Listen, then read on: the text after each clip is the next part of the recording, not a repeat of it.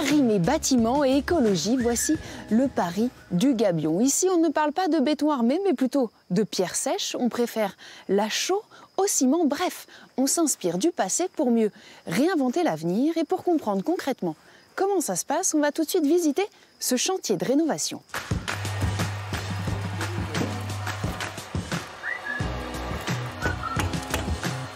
Là, il est un peu mou, tu vois. Donc, ce qu'on peut faire, on va le couper un peu. Le but de ces enduits, c'est de faire respirer les maisons. Qu'on ne bloque pas l'air, le ciment bloquait tout. Donc là, on a des murs qui respirent. C'est des méthodes à la main. La plupart des maçons, maintenant, jettent à la machine. Nous, on reste sur des méthodes traditionnelles.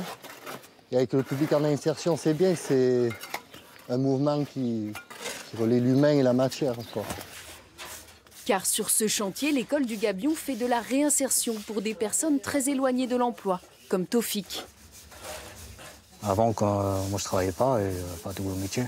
Maintenant, de reprendre des horaires normaux et tout, c'est bon pour moi. C'est important d'avoir un cadre comme ça. Ouais, moi j'avais besoin de cadre comme ça. Qui me mettent dans le boulot, quoi. On va travailler. Ouais, pourquoi? Parce qu'avant, je faisais rien. C'est pour ça. Ils m'ont mis un coup de pouce, quoi. Voilà. On approche la brouette.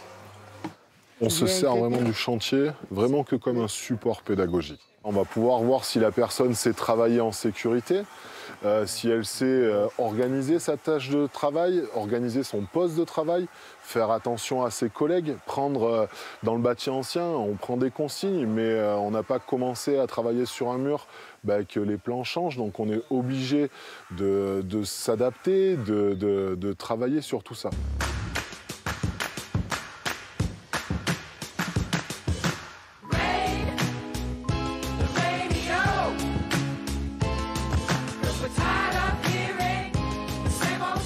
Alors ici, les élèves s'entraînent à de multiples techniques et ils s'entraînent sur ce site. Leur construction reste, que ce soit les murs en pierre sèche, les charpentes, toutes ces structures ont été bâties par ces générations d'élèves au fil des années. Et ça va jusqu'à ces BTC, ces briques en terre crue qui sont elles-mêmes fabriquées, moulées ici sur place avec une presse qu'on va voir tout de suite. Donc on écrase les coins. Et au milieu, les coins, c'est les endroits les plus fragiles. Et ensuite, on vient araser.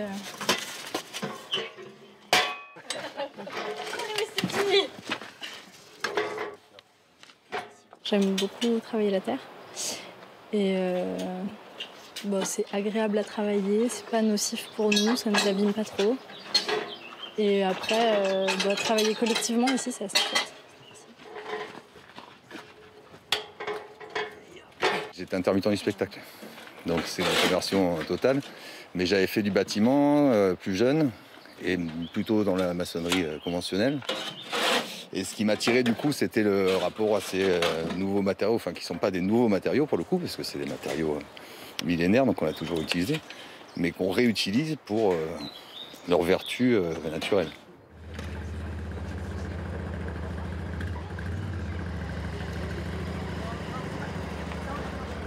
Nous retrouvons Laurent Limousin, vous êtes responsable des formations ici au Gabion. Il y a vraiment deux pôles, c'est à la fois on prend soin du patrimoine et on fait l'éco-construction, c'est ça, vous divisez comme ça? Complètement. On est sur des matériaux du lieu. On va soit en éco-construction les mettre au goût du jour de la réglementation, des besoins et des nouveaux modes de vie, ou se poser des questions de comment on construisait avant et essayer de reproduire à l'identique. Ici, par exemple, c'est vraiment un bâtiment novateur derrière nous. Ça a été le premier à recevoir du public alors qu'il est conçu en paille, c'est ça? Complètement. Vous innovez ici? Climat alpin, donc besoin d'isolation.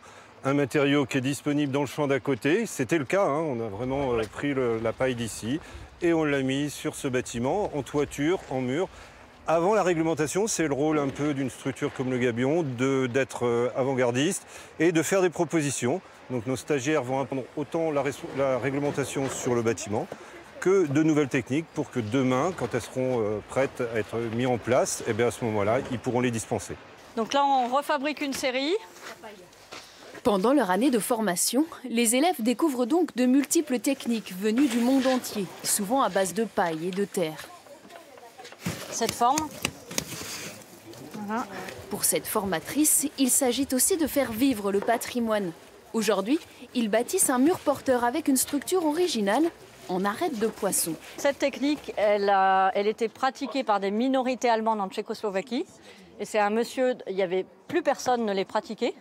Et elles ont été retrouvées comme une démarche archéologique par un des descendants de cette minorité allemande. Il a désossé les maisons, il a essayé de retrouver les gestes. Et après, pour mieux comprendre ce que faisaient ses ancêtres. Voilà. Et après, il nous les a transmis dans un stage de formation. Et moi, je les transmets à mon tour à des jeunes, en espérant qu'ils s'en saisissent. Voilà. C'est des techniques écologiques, sains pour les ouvriers et les ouvrières. Ça, c'est hyper important.